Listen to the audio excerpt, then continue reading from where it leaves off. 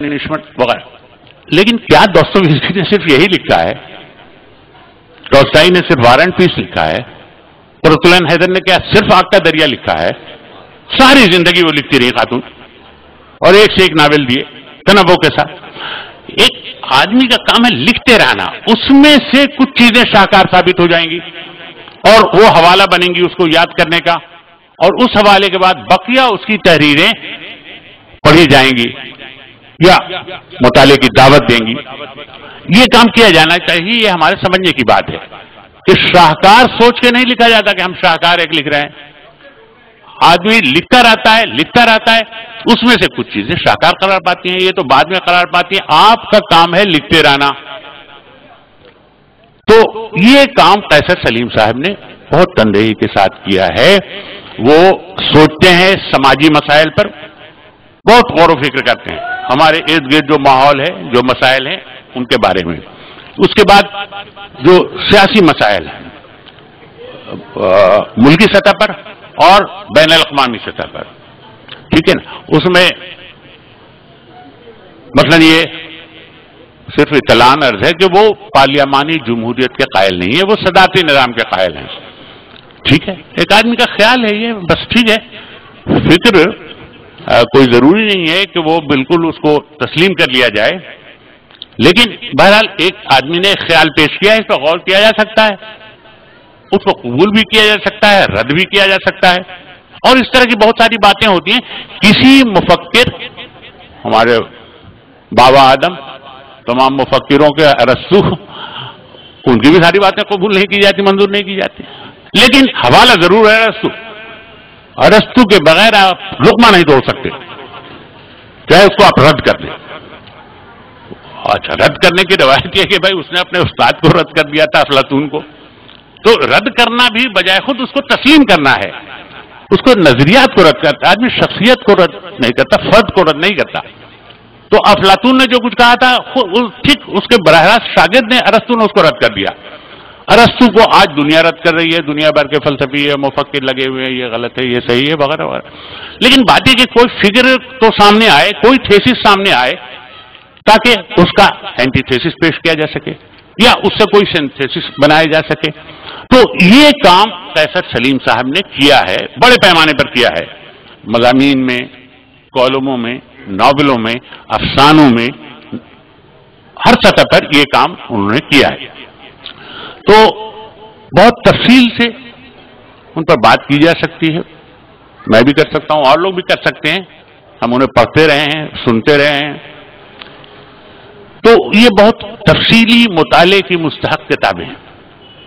इसके कई रुख बनते हैं, कई जहतें बनती हैं। इन सब पर पहले पढ़ा जाए इनको। सबसे पहली बात तो ये है पढ़ा जाए। कैसर सलीम साहब ने इसके लिए भी एक तरीका वजह किया। उन्होंने कहा भाई ऐसे दोस्तों को किताबें देता हूं, कुछ मार्केट में फरोख्त होती हैं। उन्होंने मुल्क भर की लाइब्रेरियों को किताब भेजना शुरू किया, और वहां से बहुत अच्छा रिस्पांस मिला कि लाइब्रेरीज में, कराची में, लाहौर में शायद मसरूफ रहते हैं लोग, लेकिन छोटे शहरों और कस्बों में जो लाइब्रेरियां कायम हैं, वहां बाकायदा लोग पढ़ने के लिए आते हैं। और कैसर सलीम साहब ने अपना गोया हल्क़े क़ारीन चुन लिया है, वहां किताबें भेजते हैं, वहां से रिस्पांस भी आता है, खुतूत भी आते हैं, जवाबात भी। बाद लोग उनसे इख्तिलाफ करते हैं, बहुत से सवालात करते हैं, वो ठीक है, लेकिन एक आदमी को पढ़ा जा रहा है, ये खुशी की बात है। तो वो भी उन्होंने मुंतखब कर दिया कि भाई लाइब्रेरियों को किताबें भेजी जाएं, छोटी बड़ी जैसी भी हैं, वो उनको वहां पढ़ने वाले मौसर आ जाते हैं। ये अजीब बात है, शायद उनके पास वक्त होता है या क्या है, कस्बों में, छोटे शहरों में, खुसूसन पंजाब के। तो ये असल में एक तरीका है। यानी अदब जो है सिर्फ लिखने का मसला नहीं है कि हम कागज पे कलम से कुछ लिखते रहते हैं, हुरूफ, अल्फाज। ये तो जाहिरी शक्ल, ये असल में एक तर्ज जिंदगी है, स्टाइल ऑफ लाइफ। ये अपनाने की जरूरत होती है राइटर को। राइटर की जिंदगी आम आदमी की जिंदगी से मुख्तलिफ होती है।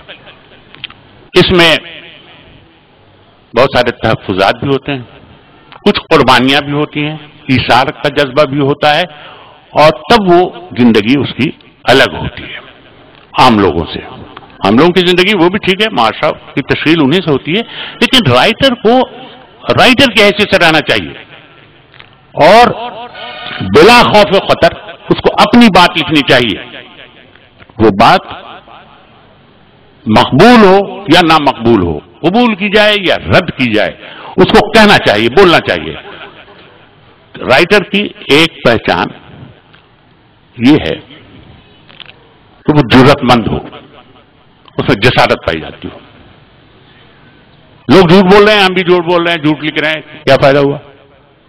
لوگ مصلحت سے کام لے رہے ہیں، ٹھیک ہے، نوکری کا معاملہ ہے، پروموشن کا معاملہ ہے، اس بات سمجھ میں آتی ہے۔ ادب میں ہمیں کس نے مجبور کیا کہ ہم جھوٹ بولیں یا مصلحت سے کام لیں؟ ہم تو ادب کی طرف آئے اسی لیے کہ ہمیں اپنی بات کہنے کا موقع ملے گا۔ تو اگر اپنی بات آپ نہیں کہہ رہے ہیں، کسی دوسرے کی آواز میں بول رہے ہیں، جو اور لوگ کہہ رہے ہیں، کوئی پارٹی کہہ رہی ہے، کوئی لیڈر کہہ رہا ہے، کوئی مفکر کہہ رہا ہے، کوئی سینئر آدمی کہہ رہا ہے، وہی آپ بھی کہہ رہے ہیں، تو آپ کو لکھنے کی کیا ضرورت ہے بھائی؟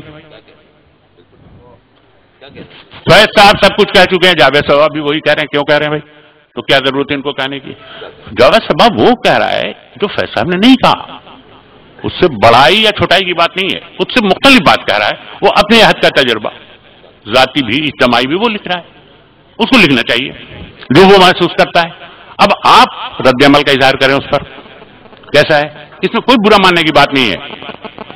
کسی آدمی کو میں نے عرض کیا کہ رد کیا جانا بھی کوئی معمولی بات نہیں ہے، بری بات نہیں ہے، اس کے معنی اس کو پڑھا گیا، سمجھا گیا اور اس سے اختلاف کیا گیا، ٹھیک ہے، یہ حق ہے لوگوں کا۔ اسی طرح سے بات آگے بڑھتی ہے، علم، ادب اور فکر کا سفر اسی طرح سے آگے بڑھا ہے، ٹھیک ہے۔ آپ مصلحتوں کے شکار ہیں تو نہ لکھیں، جھوٹ لکھنے سے بہتر ہے نہ لکھا جائے۔ جھوٹ لکھنے کی کیا ضرورت ہے؟ جھوٹ تو لوگ بول ہی رہے ہیں، پورا معاشرہ جھوٹ بول رہا ہے، تمام سیاستدان جھوٹ بول رہے ہیں، آپ جانتے ہیں۔